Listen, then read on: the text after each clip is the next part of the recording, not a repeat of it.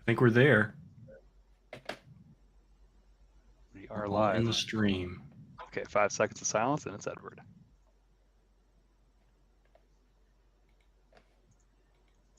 Recorded October 26, 2022. Good evening, Brody. Good evening, Rod Trent. Good evening to our guests. Welcome to our Halloween edition of the Microsoft Security Insight podcast.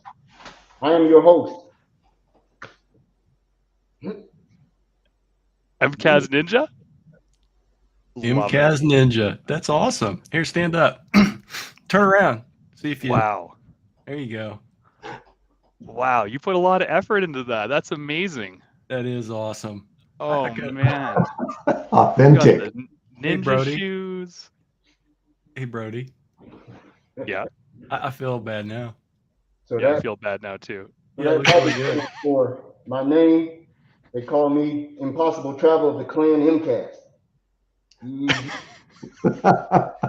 I was wondering why you sounded different. It's because you got Yeah. 5 layers of fabric between your mouth and the microphone. Well, I knew it after he started talking. I'm like, he has a mask on. The crazy part about it is I actually got this in Kyoto, Japan. Oh, man. How can you one-up that, That's Rod? where you went to. Okay. Oh, man. There's no way we could one that up. No, Like, there's that's no way. impossible. Yeah, I'm horrible at this. You want to see my costume? Sure. Yeah, me too. I'll show you my Yeah, costume. I just came as a successful Microsoft employee. Gotcha, Edward. I'm good. I do this every day. I know. I was gonna say that's not even a costume. That's just being awesome, like Edward. Yeah. Oh yeah. Sometimes I take customer calls like this. Yeah. So if you're listening, Rod and I were very mean, and we're like, we should organize a costume episode. But It was Ed's. It was Frank's idea, by the way, Ed. yeah, it was Frank's idea that we troll Edward and not dress up, and Edward would only be the one that dressed up. That was never troll when it comes to putting some on and showing up. But because you two wanted to troll me, I got something for each one of you. Oh, you got a shuriken? Oh, We'll just- wow. We'll just see if Frank ever gets a real lunch from Ed. They never, ever. Oh, that's so funny. I feel so terrible now because Edward obviously he would have won the costume contest anyway, because Well, in yeah. case Edward I got nothing. in case Rod was having second opinions and wanted to actually participate in the costume contest and not use Frank's very rude idea to troll you, completely Frank's idea, I had like a jester costume, but it's nothing compared to your MCAS and Ninja. And Rod and Eric, actually, you posted a very good costume potential idea as well in our Teams chat. That would have been great. Want to tell our viewers and listeners what that was? Yeah, it really was more of a photoshopped joke of a costume around being a day in the life of a threat analyst. Pretty much a stick figure with a bunch of tools like Risk IQ and Virus Total and others on there. Well, you had your slide up that said, threat intelligence ninja. Oh, I did, yeah, and that's actually you segued right into what I was going to talk about becoming a Microsoft Defender threat intelligence ninja. So I really think it's almost like we synchronized, even though we didn't on this, Edward. Oh, when I saw it, I quickly ran and changed and came back. That's what happened. I came right back. Oh, well, hey, you did a good job. I can't wait to see that, by the way. I know you're going to do your talk soon, Eric, and we'll introduce what you're going to talk about and everything. But I didn't know that we had ninja training for that already, and I love the ninja trainings, and I can't wait to learn more about that and take it, because it's coming up on ultra cold weather time to do certifications and training time up here in Canada, as I like to call it, aka winter. So I'm looking forward to doing that. So Brody, what did you do interesting this week? Oh, well, I'm glad you asked. I went and volunteered for Calgary B-Sides. Check out the sweet lanyard. That's awesome. I like and so that. all the lanyards were cassette tapes. So if you're listening, I'm holding up a cassette tape. And part of the setup was sticking these B-side logos on a bunch of cassette tapes that the organization bought in bulk. And let me tell you, nothing is more entertaining than going through a box of 300 plus cassette tapes and seeing what's on all of them. So I got Rudolph the Red-Nosed Reindeer, and it's in red, and it matches my sweet red volunteer lanyard. There we go. There we go. Yeah, and there was things like eating algae. It was a cassette tape about the superfood of the year, which was algae. Apparently, that was a big hit. There was a Def Leppard one, which I loved. Led Zeppelin. There was Bob Marley. All kinds of Christmas albums and mixtapes, and just weird bands you've never heard before. But anyway, so that was over 2 days downtown at Bow Valley College in Calgary, and I got to finally meet a bunch of local security professionals that I've kind of been following, or you watch and learn about on LinkedIn or through other presentations. And I got to network with a whole bunch of really cool people, and we've got some follow-ups with a number of folks, and learned a lot, and actually that was kind of really my first actual security conference in person, because I've never been to any of the big DEF CONs or Black Hats, and who knows if I'll ever get there, depending on if travel ever fires up again. And Rod, you know that whole story. So it was really neat, and it was fun volunteering and being a part of that, and getting to meet people. And you know what the weirdest part was? You go up to some of these student cyber security advocacy community booths, and like with the university, and you're like, hey, where do you work? And I'm like, oh, I work at Microsoft. And they're like, wow, Microsoft. And like, back in the day, like you go to a security conference and it was Microsoft, and it's like, Microsoft, yeah, right? And so it's like perceptions kind of changed a lot, right? And we can make fun of it, right? But perceptions changed a lot from Microsoft of the past, and going forward as being like just the largest, and in my opinion, just killing it out there in the security field. So it's cool to hear new generations are looking up to like, oh, okay, these are like the big players, and we're really excited about that. And I'll just keep going super quick. I won't monopolize the whole thing. But one of the more hilarious things I had to do was be the audiovisual guy for some of the presenters, because everybody brought their own laptops and they all had different hookups. And some were using PowerPoint, some were doing a live demo, and some couldn't get on the Wi-Fi. And so I was just rushing around. And it was hilarious because like guy comes in, it's like, hey, yeah, I'm CrowdStrike. Nice to meet you. Like, oh, Brody, Microsoft. Let me help you get your laptop set up. I just thought it was hilarious. It was funny. So had a really great time, and I can't wait to help with that group again next year. And I think some of the contacts I made are going to get me into some really cool local Albertan and Calgary security initiatives, and that could lead to some really cool opportunities going forward. So yeah, whenever ICS or ISC Square have their meeting here in Atlanta, which they're started back in person now, I always go. You meet everybody from every industry, different roles, different experience levels. The last B-side I did was at Kennesaw State, which was pretty awesome, but I haven't kept up and see if they've done another one in Atlanta lately. But I like the B-side thing. You really meet some cool folks. Everybody there drinks. There you go, right up your alley, bud. Yeah, so but nothing super exciting. What I did this week, once again, talking pricing around Sentinel. Couple of things. Matt Egan and I were working on a not so easy way. Customer said, hey, I have these automation rules that I want to manage Sentinel, all my guys, through CI/CD, and I want to push configurations from GitHub. Simple enough. But what he was trying to do is take an existing automation rule, export it, right? Make some configuration change and re-import it. He was using the atypical JSON method where you cut and paste, put in there. That doesn't work, all right? So what we end up having to do is use the REST API to do a list to get all the automation rule names, because automation rules are not stored in the resource group or the log analytics workspace. Nope, they're in the Cosmos DB. Yep. And so you can't get it that way. So the way we did it is to call a list. Once you get the list, do a get, grab the one you want, and then we were able to do it, but we're still having problems pushing it down from get.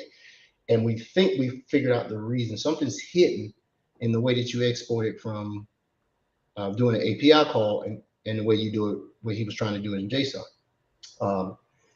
I put in a UAT or a feature request because this is not the first time I've heard this, right? And I thought you could, so I went into the the automation rules, and I would have bet you a beer that, yeah, there's an export button here. There isn't.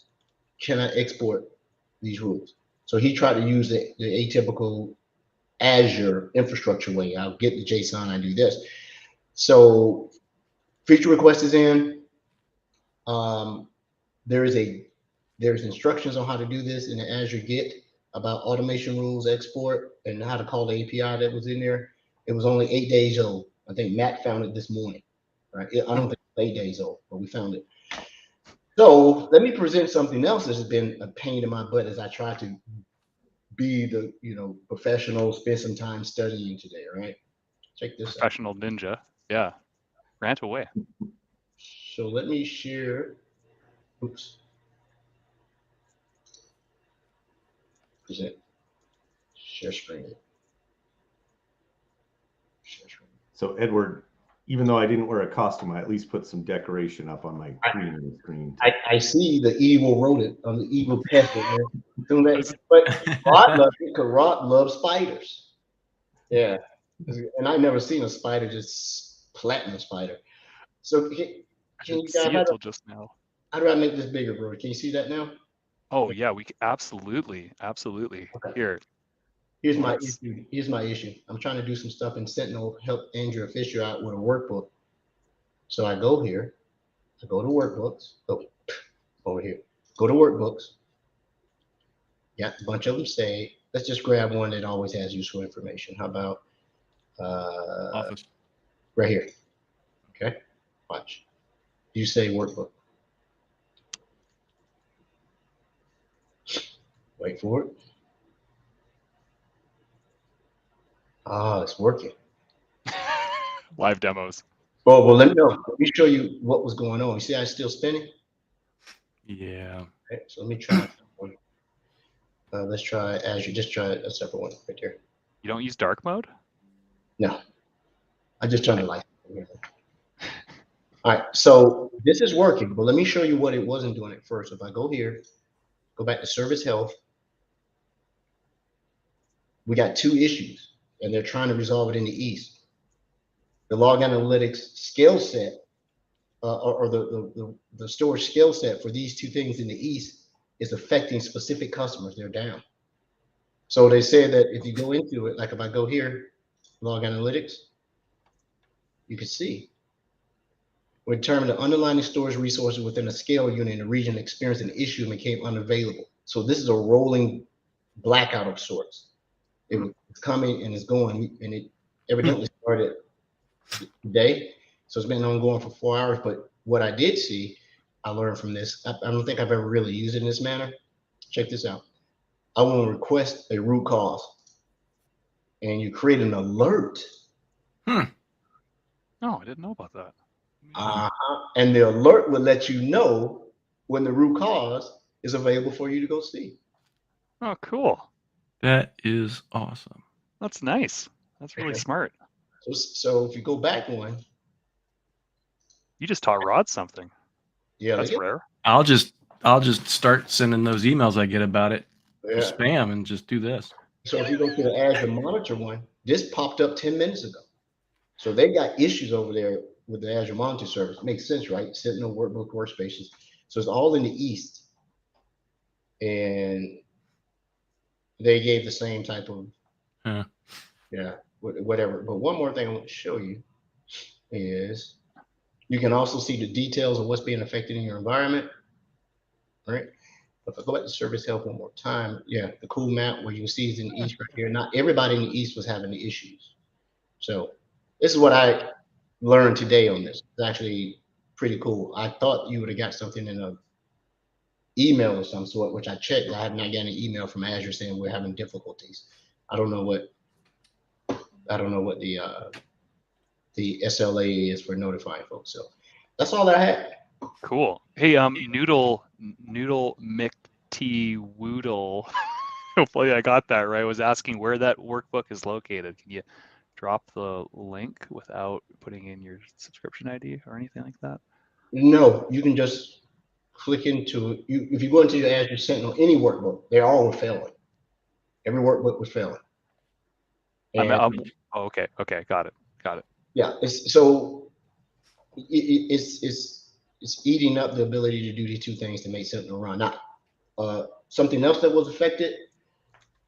None of the advanced hunting queries work. Oh, I that's can't too even bad. log into the portal. I'm getting sign in failed right now. mm-hmm. Hey, how do I stop sharing? I'll take care of it. There you go. There. Cool, MCAS Ninja. That's pretty sweet. Yeah, I'm like, why is this not working? We're trying to test out this risk scoring thing that Andrea, Brian, Mike, and a guy named that Brody invited to the podcast next year. And Andrew's coming on to talk about the very topic here next month. Oh, cool. Okay, great. Yeah. But she said that his presentation was probably going to be different from hers. He may be using another use case, but it's really for risk scoring. So the workbook we were working on, I'll stop sharing. Am I still sharing? No. It says Steam already sharing the screen. You're sharing, but I pulled it off the stream. Oh, well, Rod cut you off. Don't worry about it. I was going to show you one more thing here. Oh. So I don't want to steal her steam, but they put in there it is. I got him, Rod. It's running. Actually, Can you zoom in a little bit, Ed? Can I zoom in? Just a smidge. The control up screen. Yeah, there we go. Yeah. All right. So check this out. So if I go here, go to Sentinel, click workbook, STAT. Got like an old gray IBM keyboard over there, or what? It's a gaming keyboard, mechanical. I like to hear the clicks. Yeah, you can tell. We're going to say workbook. Oh, it's working. So now they run a workbook based on alerting from a series of logic apps that do risk scoring based on the alert that's coming in and how many times it fires. Yep. Cool.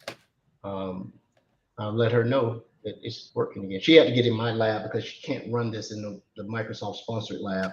Something about the way you don't get access to directory and permissions and stuff. So I just gave her, GA, like, go at it. Let me know how it comes out. That's it. But we're all going to present this. So I think it's pretty interesting. I think it's very gold clubbish and platinum clubbish. If you really put some meat around it and make it look really pretty, it does some really cool stuff. I think it emulates risk scoring in another product. Cloud Knox, maybe? Sort of like that. But this is really just based on the alerts that come in. So that's all I've done. We got to get to the show here. We're going to burn. What about you? Sorry. Let's see. Just got back from Cleveland, literally like 2 hours ago. For those that, I went to Cleveland yesterday evening and had an executive briefing with one of our partners, Tanium, about the Tanium Microsoft Sentinel integration and partnership. So that was kind of neat. I'll have more to share about that a little bit later. And some other things about that as well. So I tell you what, we can just go on with the show. I'm hungry. I just been back I got my McRib. I'm gonna go ahead and you guys just do your thing. I'm hungry. I'm gonna go ahead and eat. How much rib, before we get to Eric, our friend of the show, how much rib do you get on the McRib? All right, down there? everyone, Let's see. let's have a parlay. Oh, hold that up to the camera, Rod. Let's see. Don't spill any. Oh, wow. Yeah. Yeah, that's not really good, even distribution of onions and pickles, but that's a fair amount of rib. Yeah, every bite tastes different that way, right? So the parlay is to our listeners and watchers. How many bites will it take Rod to finish that McRib? Well, I've had people suggest I should do it without hands, but I think it's going to be disastrous. Making a mess already. Well, yeah. Let's go ahead. That's all I know about McRibs. They are Let, meant let, let Rod for Trent, and I'd like to go ahead and introduce our guest. Yeah, go Our ahead. guest is a friend of the show. He has previously been on. He is a Microsoft peer by virtue of acquisition of Risk IQ. I got to finally meet him a month ago, Yeah. about a month, right? Great guy, knows his drinking, right? Just keep him going, having a good time. I got to meet a lot of his peers. Everybody that came over from that Risk IQ was super cool. Everybody had a lot of energy, right? The funny thing is, after the acquisition closed on books, everybody in the room started cheering. So I guess you got paid. Everybody was celebrating, like, "Whoa, look at that!" And then I see my little measly paycheck. But Erik Snyder is a what type of GBV are you, Erik? Well, Who are you, Eric? Yeah, so Edward, thanks again for having me on. I'm a incubation GBB. So it's I think that's an internal term really, but it's more about emerging products that are exciting, that we're adding features into the overall portfolio of Microsoft. Yeah. So we asked Erik to come back on to talk about some of the things that we reviewed in a 4-day session in Redmond. Is that the Risk IQ product is now divided internal to Microsoft into two distinct offerings. One of them is Microsoft Defender for Threat Intelligence, and the other is Microsoft Edge Security or Attack Surface Reduction, which is the ESAM. So both of these are live and out, but we're going to talk about TI today. And if Erik wants to talk a little bit about the other side, he can. So Erik, the floor is yours. Great. Yeah, thanks. I'll talk about both of them. And it's quite an honor to be on your Halloween version of the podcast here. So I'm not sure that's because I had a face for radio or a ghoulish appearance. I'm not sure what that was, but trying to get in the spirit with my spider behind me on the greenery screen. You're doing great, Eric. It was just timing. It was just timing. No face for radio. You sound great, and we love the Sound spider. great, look great. Look great. You are Yeah, great. absolutely. Friend of the show, Erik Snyder here. Tell us what's new. Thank you, and it was great to hang out with you, Edward. I hadn't been back in Redmond for a few years, and I just was reminiscing back to the first time I was there back in the mid '90s, trying to get that coveted MCSE certification back in the day, if everybody remembers. And we talk about certifications and trainings and all the things we're doing now. I think actually CNE was probably the original old school cert that everybody wanted. Yeah. And then but MCSE as well. That was highly coveted. And I remember working at a cable company, internet tech support frontline, and somebody called in and they're having internet outage. And I'm like, okay, can you unplug your modem and plug it back in? And they're like, I am an MCSE. Don't you think I've tried that already? And it's like, sir, I need you to do it. And sure enough, he did it, and it worked. Go figure. But yeah, we were just talking about how the E and MCSE being engineer, you're no longer allowed to call people engineers unless you're actually part of the engineering brotherhood society of engineers. There's a lot of debate on that at a provincial and a federal level about who's actually an engineer. And so I think they had to Microsoft had to move away from the engineer title on certifications because it was because of that conflict of who's actually an engineer or not. It's just a little fun fact that came up a lot during the B-Sides conference about engineers, and now we're all advisors or associates or specialists or analysts versus engineers now. You're better than me. If that person would have pulled that on me, I would have been like, sir, in your case, MCSE should stand for, you might consider, switching careers or something. You might consider, studying harder. How about that? Get out of here. Yeah, but hey, let's. I want to see this because Erik, you presented in Redmond. I remember. I think one time. Yeah, I was sitting in front. Yeah, it was just so much coming at us. Everybody was sort of overwhelmed, right? And you and I did a little bit of debrief at the bar, at the meetup, everywhere else, right? But I want to use it to the viewers to see exactly where we are with the roadmap and what these products are. So I guess you got to share your screen so we can get into it. Oh yeah. And the again, I'm gonna see. Oh, perfect. Yeah, for those that are just listening on audio, I'll talk through it as well. But and what I've been doing this week, and I was excited to get to see my colleague Alexandra Rowland had published out our Microsoft Defender Threat Intelligence Ninja level 400 training here, and that it goes right along with your costume, Edward. But it really is it's a good link. We'll drop some links in here for people to be able to take a look through and see what get a good idea of how this threat intel thing works.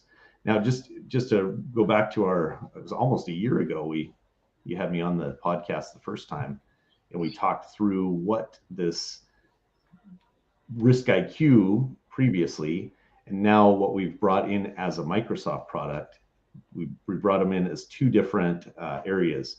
We've got the Microsoft Defender Threat Intel, which is and I'll talk about how we deploy that a little bit, but it's where we are surfacing all this deep information that we've got within Microsoft, all this signal that we're pulling and this analysis that we're doing, and these threat actors that we're tracking, giving a place to be able to bring that together and surface that to the broader community and to the customer base, I think is great. And tying it into the threat intel we've been weaving into the products since we've been building them and had to secure them. Mm-hmm. Nice.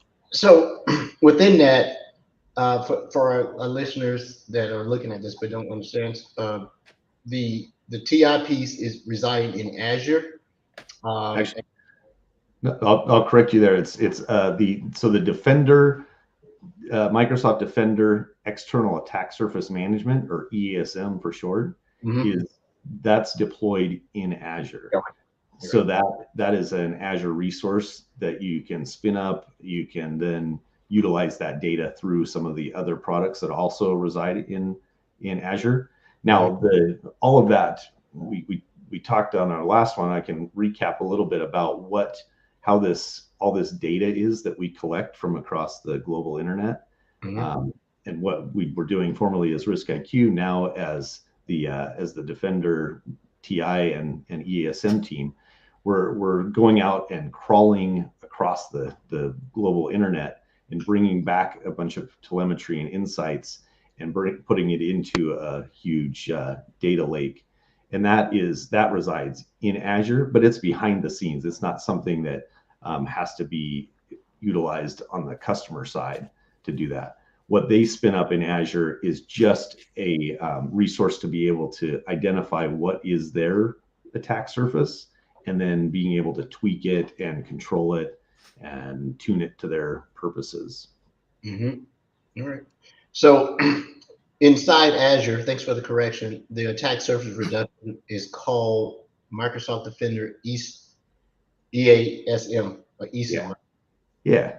And I have it deployed in the lab, and just without doing much of anything other than deploying it, it's so much telemetry. I'm looking at all type of stuff, from carrier ASNs, IP blocks, contacts that maybe, I guess the contacts are dangerous, people that don't get involved with. Oh no, the contacts are individuals that MITRE. So that's pretty cool, being able to find someone to talk about how it maps. I don't know if you're going to show that, but I'm looking at it, and I'm also looking at the attack surface summary, which is let me go just into the there you go. World here. And this may look a little bit different than yours, but so we've got the looking at different attack surface priorities as kind of the overview tab, and then we can actually go into the summary of those. Let's see if this spins up, or if this is. There you go. Yeah, so you get a really good quick picture, quick glimpse, some out of the box day one dashboards that are available to be able to look at. And I think it's really helpful to do it. Another thing that gets asked a lot, and I'm not sure how much we clarified on the last time we talked, but a lot of people think, are you only looking at resources that are running in Azure? Are you only looking at that attack surface? And that's we're not, because part of the reason that we do this is to be able to find unknown assets or unknown services that you're running out there that are related to you that are not, you may not know about, whether it's shadow IT or a different affiliate. Maybe it's a new acquisition that you've done and they're running in other clouds. We're scanning everything across the global internet. So if it's on-prem or if it's in another cloud, we're going to pick that up. Okay. Nice. That's smart. So what I also see in your screen is there's still the OAuth top 10 is still super critical with all the OAuth attacks and phishing and consent attacks. So we're also looking at cross-site scripting. How does the OWASP top 10 get populated? Just by pulling from OWASP.org? Yeah, and there's some we've talked before about how we're curating and doing some additional insights around this stuff, and so much of that is pulled from. So we have a team that is working with this all the time. So although this is going to be automatically updated through kind of feed the OWASP mechanism, it's still we have a team that's actually going in and being sure that this stuff is up to date on a regular basis. And the exciting part, and we weren't sure how it was gonna go down last fall when we originally came into Microsoft, but it's really working out fantastic because we've got the Mystic team, the MSRC, Dart, DCU, and then even Section 52 on the IoT side of things, where all those resources are coming together and being able to give to the community, to the broader security defenders out there, as well as our Microsoft customers, being able to get them that deep knowledge that we've got here and share that out. I mean, we were using it to protect our products, right? But we want to have other people be able to protect their products, their businesses, their applications. And so I'm trying to look at your screen here, how to remediate. So tell our listeners once again, how do they procure this? How do you go in? Is it because I'm in Azure, I'm licensed to use it? It seemed like it came up. Is there a payment, framework? How would I deploy the eCell? Yeah, no, and I'll click to a different tab here with the creating a Defender ESM Azure resource. So and this is one of those conversations around, a lot of times IT owns the Azure kind of buckets themselves. A lot of organizations have some headroom in their contracts and commit that they kind of need to utilize. And we're finding that security teams can take that and take advantage of it and get an opportunity to turn up ESM very easily. And it's pretty reasonably priced. It really depends on how big of organization, what circumference you have on your entire attack surface. And that's how it's actually billed as an Azure monthly billing aspect. But to turn it up, as long as you've got the proper rights, and we've got our back through the whole thing as you relate to turning up the resource as well as operationally in the ESM. But if you can spin up a resource very easily, I mean, it only takes a couple of minutes, and you create this, a standard resource group process, and then if you go in and just click create a resource, and you can just do a search at the top for search for resources and services, and put in ESM, you'll find it, and then just click create, and it's going to be that easy as far as spinning up that resource. And then it's the review and create. And then once you have done that, you go in and actually click through to the next tab here. You actually start. Do you have to create the resource group first, or can you do it as part of the wizard for EASM? Yeah, and so this one's showing creating. Well, you can add it to an existing resource Yeah. group. The kind of the best practice would probably be to have a separate one just for being able to do the if you need to worry about billing and Oh and yeah. that sort of thing. And not impacting something if you need to blast that resource group is not commingled. When I went through, it had me create a resource group in advance. It Oh wasn't in really? Okay. said, you need to create this resource group, and I did it. And from there, I'm still baffled by I haven't done anything but do that. I came back a day later, now it's full of data. So I guess it's grabbing common criteria data. That might be part of my problem because mine's not populating with data. So Well, and so there's two ways to do that because in order to populate data, we need to actually manage this discovery process to discover what your attack surface is. Mhm. And we've got two ways to do that. One is to actually we've preceded, if you want to call it that, a tens of thousands of organizations. So if we know of you as a kind of an industry company out there, we've probably built an attack surface for you already, kind of just the framework, and then we fill in the detail on that.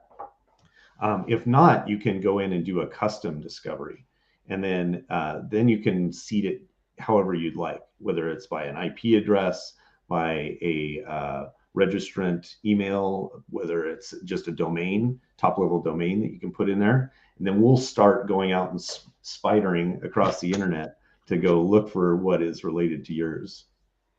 Yeah, it's right now when you first deploy this, it looks like the MITRE Corporation as an approved organization entity is the one that has six seeds. Um, I'm sorry, yeah, six seeds, and it's populating a lot of this stuff. So I can tell the day I created this was September 15th. The last time it was run was 5 days ago. So it looks like you can create a discovery group the way you said and pull it out. Like, what's to keep any mom and Joe just to add it? It doesn't matter the size of your organization as long as you have it here. You can submit or create an inventory so that you become a purchase of your company becomes a person of interest. So I'm still trying to get my head around how am I getting this information in here one more time? Yeah. So the again what we're pulling into the data set Mhm. is all of what a standard internet user or attacker could see from the outside. Okay. So we're not taking proprietary data. We're not taking something that we have internally within Microsoft around your subscriptions, or we're not doing anything that is past a firewall or paywall. We're not getting into that point where we're going to be putting you at risk necessarily. But what we do is so you can, if Edward, you wanted to spin one up for Brody.com, you could do that. Maybe Brody's a third party that you want to take a look at and evaluate how their posture is. Maybe it's a acquisition target. That was the magic potion. Now I get it. So Interesting. you add that, it gets submitted.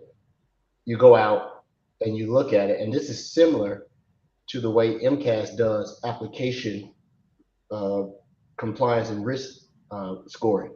So we Uses look. open source intelligence to make determinations on whether or not it's adhering to different things. Yeah, yeah. Well Yep. said. They're really cool. All right, now that makes sense. Okay. Yeah. I'm seeing stuff like social justice, correlation.org, some IP addresses in mine, and I know mine is just pretty pedestrian. I haven't added anything to it. But even here, this is useful as I scroll through. So I encourage our listeners, um, you know, go ahead and throw this into your environment. I looked at my billing across it. This has been in it for almost a month, a little bit more than a month. I think my cost is almost nothing. But then I have a small organization. I don't have that much surface area to cover. Well, yeah, let me just in case people are. This is a very large number. Let me put it down to something that's pretty reasonable for a small organization. There we have an Azure pricing calculator with ESM in here, so you can see what that's going to cost you on a monthly basis by estimating it. But as you said, Edward, I encourage everybody to go out there if they have the access to turn it up and take a look at what's there, because it's a free 30-day trial. We designed it that way to make sure that people could get just to answer the question, it is GA. This everything we've shown here is not private preview or even in public preview at this point. It's all GA. In order to get you familiarized with it and being able to customize what that attack surface looks like, we gave that 30 days to start out with before even billing, to make sure that it was effective for people. So spin it up, take a look at it, set a timer for 29 days and go take a look at it. Hopefully you're looking at it more times between the first day and the 29th day. But cool. Okay. And just in case, so demo environment's great. Have you heard about, through your team and the folks who are helping develop documentation, and the ninja training was something you brought up. Sometimes on our Learn site we have like a kind of a demo environment that's just basically a click through to check this out a little bit further. Do you know if something like that is getting developed at all? Just someone like at a high level executive maybe can click through something without actually spinning it up in the environment yet? We do that for a lot of other Defender products, and I hope that's not a loaded question, Eric, but maybe if it's not something you know about, it would be a good suggestion to help get people more interested in the product. Yeah, that it would be. And as you know, at Microsoft, we're a little sensitive on what data we show out there without having NDAs in place or an agreement of a user. So with ESM, what we would do, and what you saw in the demo tab there, was around Contoso hotels or Nice. one of our training brands. Those are ones that I could imagine that we would have that. It's not there now, but it's a good suggestion on trying to just put something to easily click through, so you don't even have to spin it up. But it literally takes a few minutes to get going, and I would highly recommend people go out and take a look at it. Yeah, absolutely.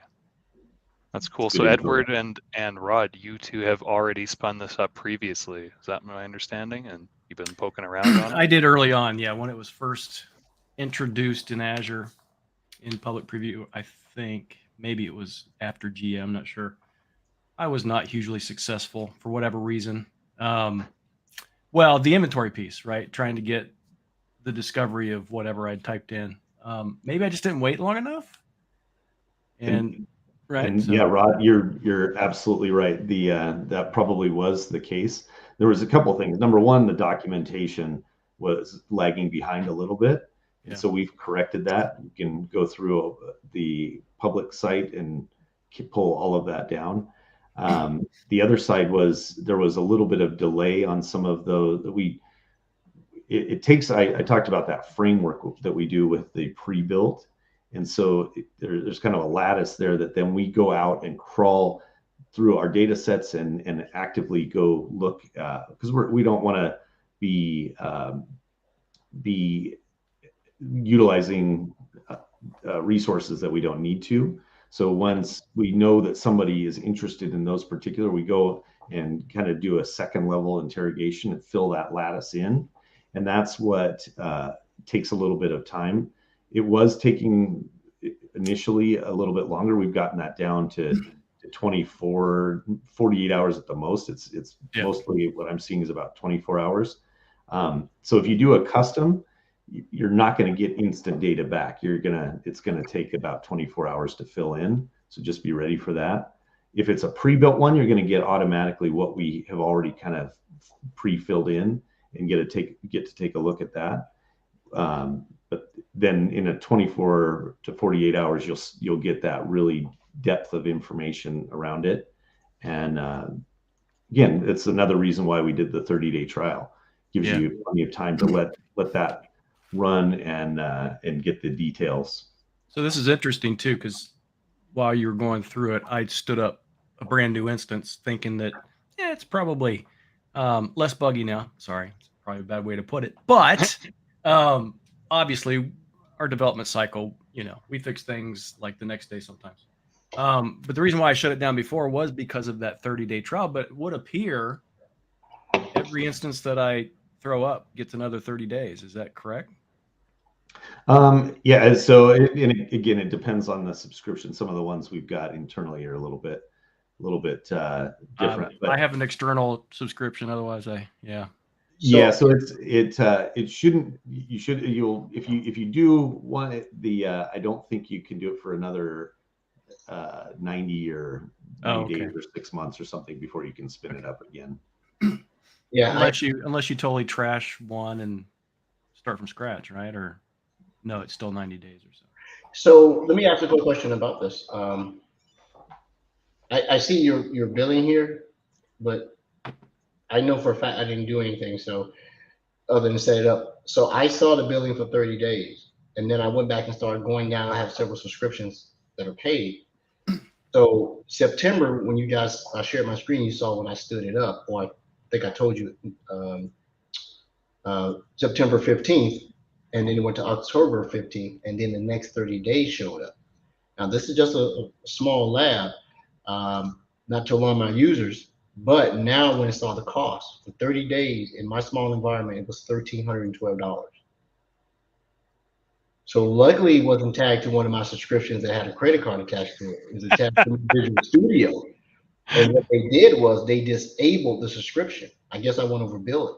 So Rob, make sure you keep an eye on that. Smart. Set a reminder. Set a I'm going to set a reminder. reminder right now. We've got a couple of internal ones that are pushing, like, in the tens of thousands, but those we're looking at much larger.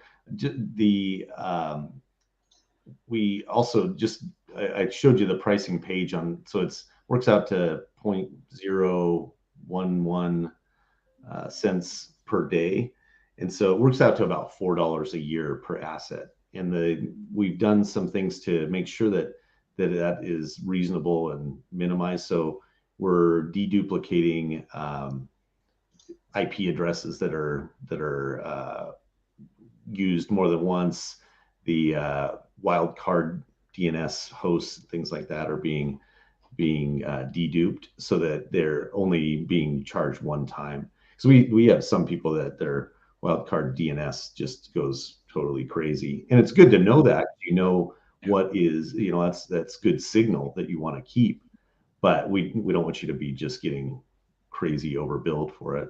That's fair. Yeah. That's fair. So, like, outside of pricing and more like value proposition. So obviously enterprises would want to take advantage of this. Like, would you recommend there being like a minimum headcount organization that should look at this? Like, can you get too small to take advantage of this in the SMB space, or how would you proposition this for companies of all sizes? No, and when we talked a year ago, we talked about how Risk IQ focused on just the biggest customers, just because we didn't have enough resources to be able to help any size organization. Now, anyone that's got an Azure subscription and it has a security program that would be benefit a small organization. It would be not a huge amount of cost to add this in and be able to get that view. Nice. Yeah. And I was reading up on some of the features while you were presenting this and leading up to the call, and it just seems like there's a lot of excellent information at the analyst's fingertips that would normally take them a long time to correlate, etc. And we already do that with other great solutions. And so, yeah, that sounds like it's, especially for those smaller shops where it could even be one, or a couple of people who are monitoring this. Maybe it's just the CISO who also handles changing the light bulbs. It's an opportunity to really understand what's out there and get a good feel and understand, where you need to improve. Yeah, absolutely. That's the thing that's nice about Microsoft, is we can scale from those very small organizations all the way up, and making it as self-service as it is. You don't have to have an expensive engagement to get that turned up. And I love what he brought up earlier. You can point it at a potential outside location that's not under your umbrella today and get intel on it. That is extremely interesting. Interesting. Yeah, I mean, if you're someone in any industry, but something that you see things that are spun up in a cloud that you don't expect, or shouldn't be there or is a little dodgy, you'd be able to understand that immediately. Mm-hmm. So the other thing, I just added one custom discovery, and now I can't add any more until that data comes back. Is that correct? Yeah, we're working to be able to make that a little bit more flexible and spin it. But yeah, when you do add it, once that does come back, you can add them in more bulk. Yeah. Typically, if I'm advising somebody on it, I'd have them prep those seeds that they want and kind of put them in all at once. Yeah. Yeah. I should have done that. Yeah. Sorry, Rod. Oh, that's all right. That's all right. Hey, it's all learning, right? It's all learning. It's all good. That's what's great. So, in about 24 hours, come back and add those additional seeds that you want. But at least it's going to start working from. Did you put in a domain or? I did my own rodtrent.com. Yeah. Great. Yeah. Yeah. Good deal.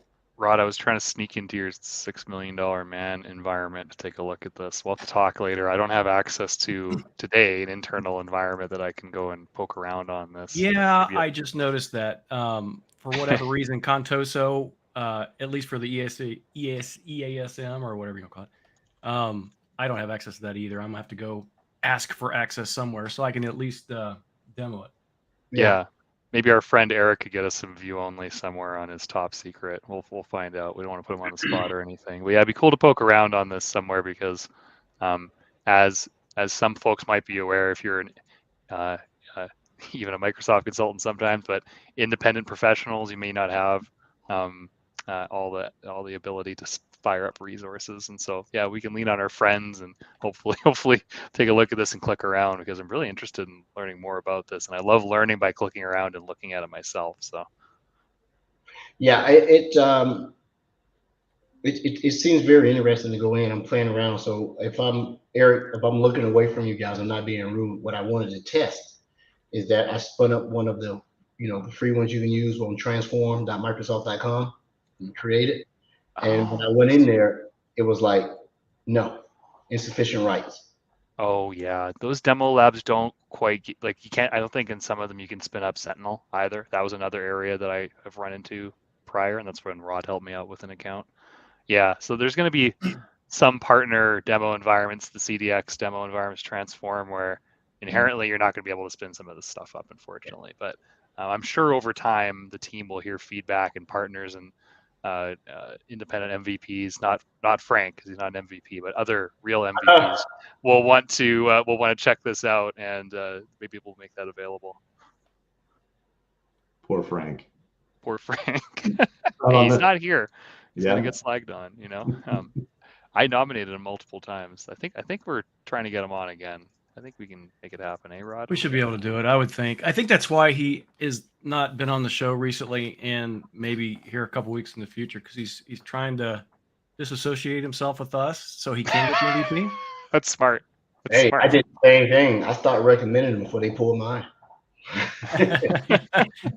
Evidently, he's made the right people mad. There you go. Too good. Erik, what's okay? So obviously we're in still generally available, but early-ish stages of this solution being out there for our customers. So are there some upcoming features or capabilities that you can talk about that you're excited about that you want to just let people know are on the way, or is everything pretty hush hush right now? Yeah, so just we actually launched officially in early August. So it was, and I mean, just to put it in perspective, from becoming a part of Microsoft late in the fall last year to having a full deployed as Microsoft product out, it was quite a feat. So we came out. Not everything was as you always want more. There's always features that you would hope for that didn't get finished for launch, but those are fast follows and coming out.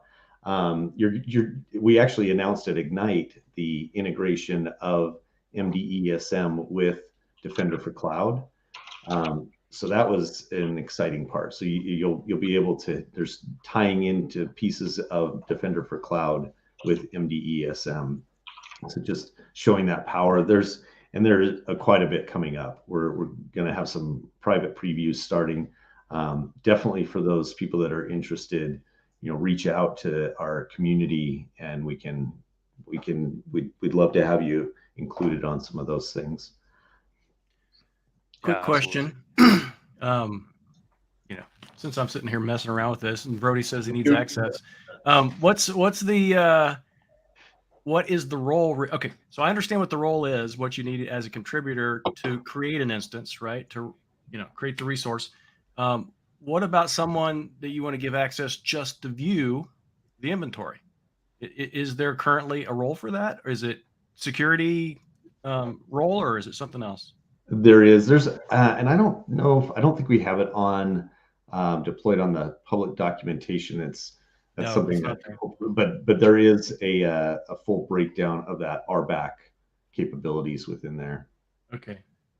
I'll Rod, ask just give me you about GA that later. I'll on ask Rod. you about that offline then. Yeah, I can provide you. Okay. But we've been talking all about EESM, but what we were originally going to talk more about was the threat intelligence piece, and that's where I showed that we have this level 400 Ninja training that was just given out yesterday. We've got the private community, the cloud security private community linked in there, and so that's another one. If you've got interest, love to have you in there to be able to take advantage of new features that we're bringing out, be a part of making these products even better.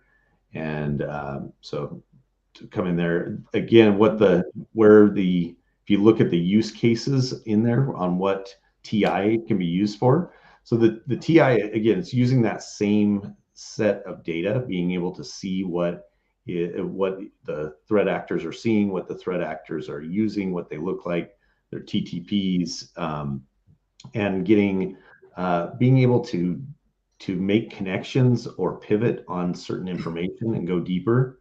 Because we mentioned the open source information. I mean, open source, we may publish into the open source, but we also have a lot of other indicators that we can bring to bear and that we can find. And you get that through the MDTI. Okay. Cool. Does this ninja training, some ninja trainings take you from 100 to 400 through the whole process of learning? Is this just for 400, or can I come in without knowing a lot about this solution and upskill just with this resource? Or would you recommend another additional resource to help get me to the point where I can take this training? No, looking through this, I think that we start at a good place and be able to kind of work through. So I mean, we probably wouldn't put the basics of use cases and how to get started in a 400 typically. This kind of takes you through the whole journey of becoming a threat intel ninja and expert. Perfect. Ninja like Edward. Yeah, cool. Okay, because again, this has been on my radar to learn, and I've got a really good opportunity to come up, and I love these ninja trainings. I just think our product and program teams do such a great job of putting them on there. And I usually use aka.ms/learn, which is now ironically or coincidentally what we call all documentation is now learn.microsoft.com, but the actual specific training I've used in the past. But these ninja trainings are special. You can tell a lot of love and care goes into them. And we did share the link in the live chat, and we'll absolutely put that in the show notes as well. So thanks for making us aware of this, Erik.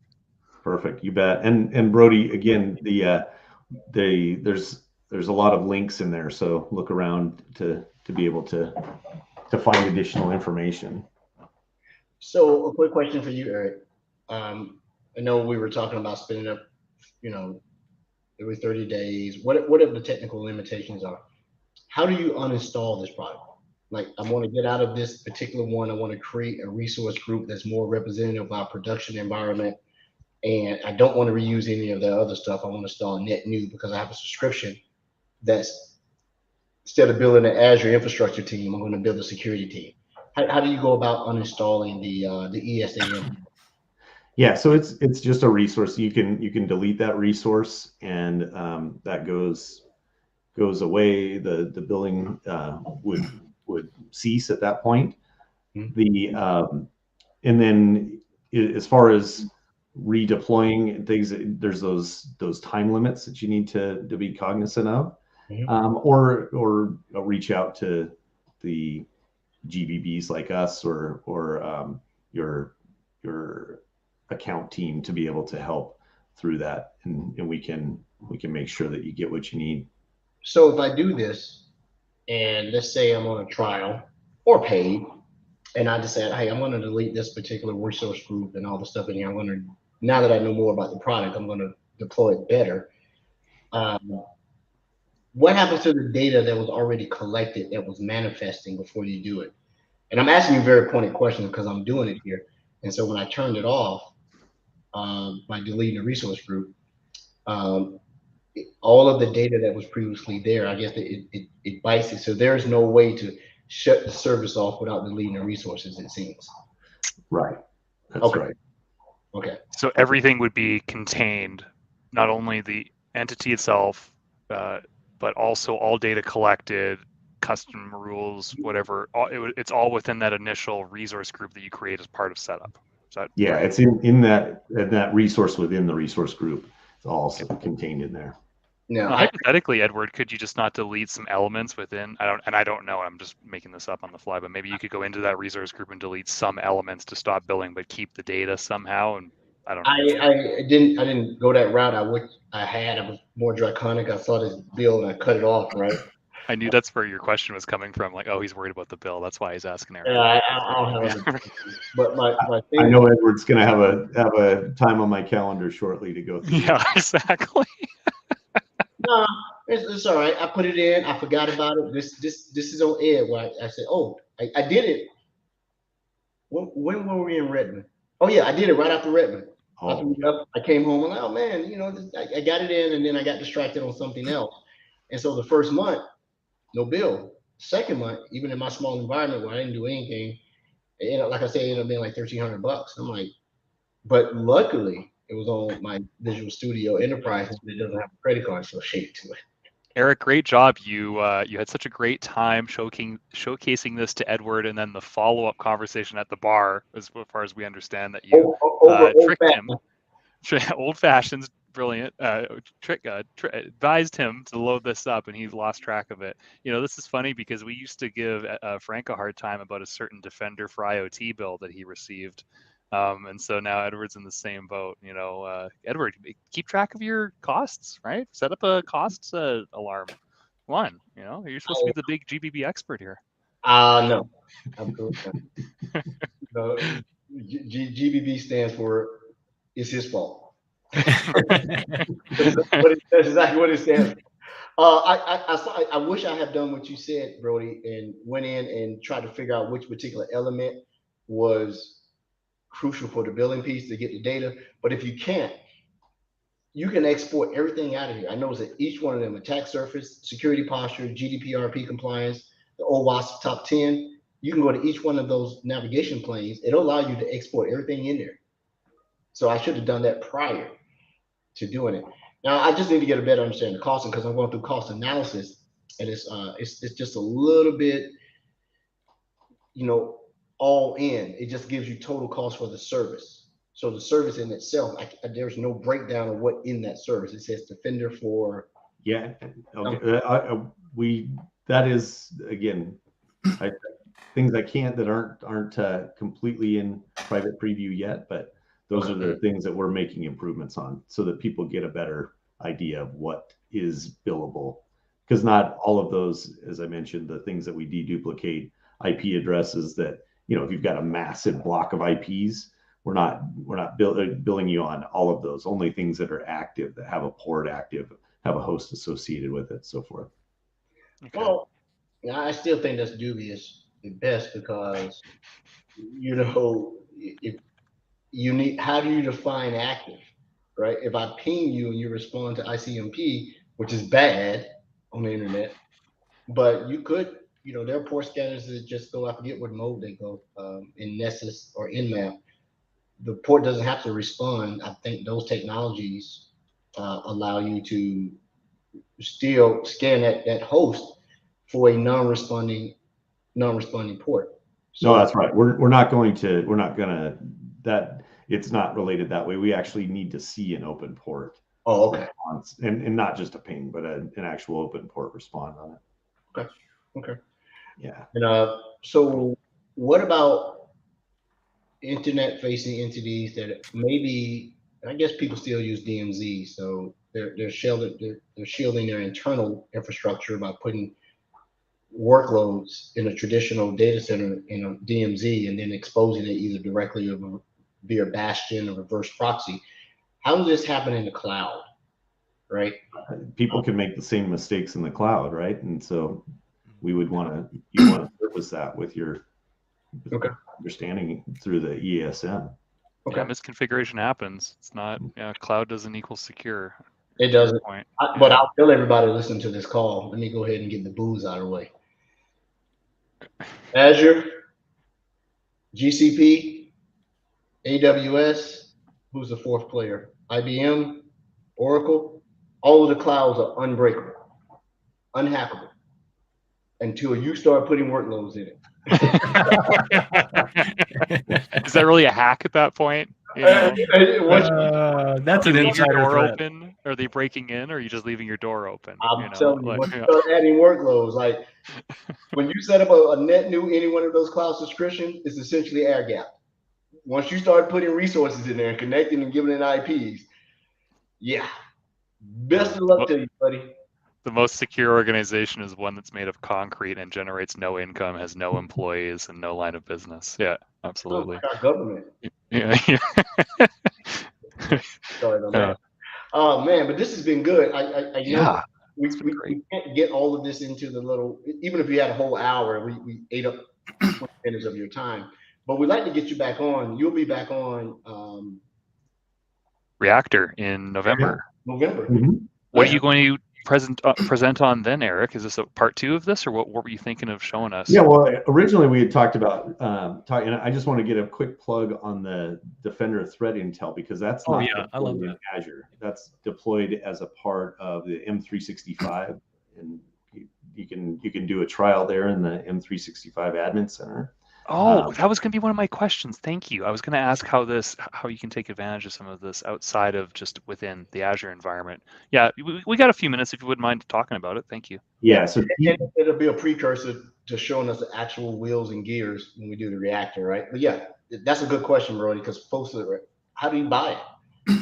Yeah, originally we were going to talk about TI today and get more in depth in ESM with Defender for Cloud for Reactor, but I think what we'll try to do is again just be as efficient as possible and squeeze them both in for the next call.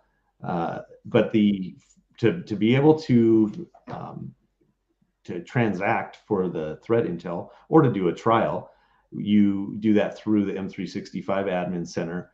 Just go in and let's see. Do I have it? I think. Yeah, there we go. The Admin Center or the Security Center, just to clarify. It's actually an Admin Center. Okay.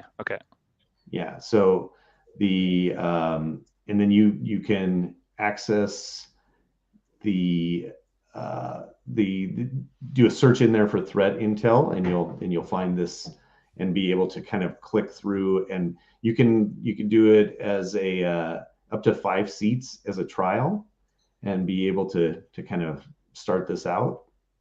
So it's under, if you go under purchase services, it's kind of interesting the way they put it through on the catalog. It goes in as other services versus under the security, but we're trying to get that put into multiple places here. And then you can do the free trial on the license. It's going to give you the list price on it. Obviously, we've got there's also a community version of this. What we had at Risk IQ, and I talked about the well over 100,000 people that are utilizing that information, that threat intel through that were using it formerly. Now they can have a mechanism, if they're just a researcher and they just want to take a look at a little bit of information, they can go in and get a community edition of the the product as well. But if you're a commercial customer, you're someone that you're running a SOC, you've got threat analysts and hunters out there, you can actually go in and get a 5-seat trial to try this out for 30 days. And then cancel that out if it's something that doesn't fit your program. But we find a lot of people are continuing to use it. And you show something that I'm wary of doing. You showed a screenshot that is available in federal. Is it? Yeah. And actually this was a where they grabbed that from. I think it was from one of our team, and it's a good conversation around federal. So this is not available currently in GCC high, either of the products necessarily, in all of our federal, but we're working to get that. We see a lot of people though that because these are products that are utilizing the information that's available out there, it's not critical government data that's in there, that if they have the ability to use a commercial subscription or a commercial buying vehicle, that they can utilize the tool to still support their security program, even though that it is in the government space. Okay, very good. Yeah, we'll make sure that during the reactor time we'll stop Brody from talking as much at the beginning, so you can absolutely get through it. So we'll rehash on the ESAM, and then we'll dive all into the threat intel, because I'm seeing some stuff. People like they want more threat intel. That's becoming a big theme. Bringing feeds in, a couple other things. I'd like to see how it interacts with watch lists and a few other things. So agreed. I'll be quiet because I want to see this as well. Absolutely. So are you gonna be able to demo this, Eric? Like you have an environment where we can actually see this integration in Microsoft 365? Yeah, I mean, I can show you where to configure it and get it started. And that's where the licensing comes in. You actually go to ti.defender.microsoft.com to actually utilize the portal piece of it. Now the connectivity with other products is happening in the background through that data sharing pipeline. But does it stand? Yeah, I know we're near time here, so thank you. But like that data sharing is happening in the background. Is there? If I activated this today, hypothetically, would I see anything additional in like the M365 Defender portal or any of those related products where it stands out like, hey, this is what you're paying for, this is some extra intel, or is it still just all behind the scenes, behind a cloak? Well, there's some good information in Sentinel now that you would see to be able to click through and get additional information. At Reactor, my hope is that I can actually share some, so tune in then. News at 11, that we'll be able to probably share a little bit more information about where those tie together. I'm excited. I can't wait for this to happen. I'm going to be counting down. I'm really interested in looking at this more. Thanks for coming on, Eric. This is as always, man. Great dude, man. It was great to see you in person. You really laid back. We hung out every night. It seemed like you and I speak off like, man. Let me tell you, the best night was when Risk IQ hosted the last event we had, and the bar was open. And I was like, I can have whatever I want? Yes. Is that right? And now you got this bill. Yeah. So this is payback for me generating that bill. It's definitely payback. Well, Mr. Snyder, thank you so much. Thank you. Thank you. Just to remind me, you're in Spokane, correct? Yeah, I'm in Washington State. So, yeah.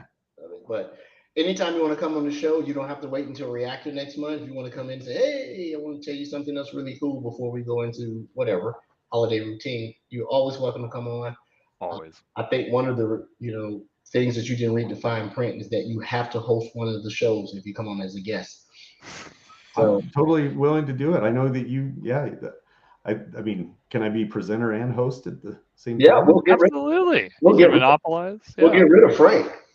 I mean, I'm writing his last day letter right now. Thank you, Frank, for your. You Is that a know, pink slip or a Dear John? he doesn't get a pink slip. Dear John. He just gets walked out with a It's box, much. cardboard box, Like, here's your free lunch. or a spinning drop kick from the MCAS ninja. Yeah, from the NCAS. Oh man, that is intense. Eric, I hope we get to meet in person one day too. But it's been awesome. By the way, just for our listeners, Eric came on like a year ago during the acquisition, and we've been old chums, remote chums ever since. So I can't wait to meet him in person as well.